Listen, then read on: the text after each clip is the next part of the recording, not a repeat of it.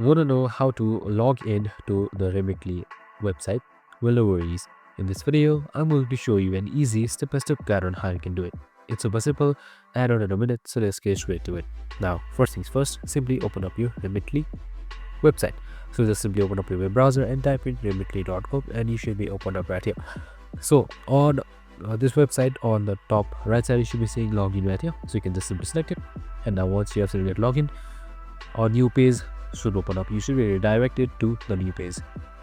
So once you are on this page right here, you can just simply see welcome back right here. You can see the last login if you had recently signed up, or you can just simply sign in with your email right here and your password as well. So you can also continue with Apple right here and sign in accordingly.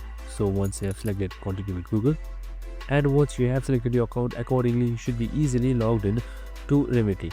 And that's it, super simple and easy. I hope this video helped. If it did, make sure to like, subscribe and tune in with us for more of these videos. See you in the next one.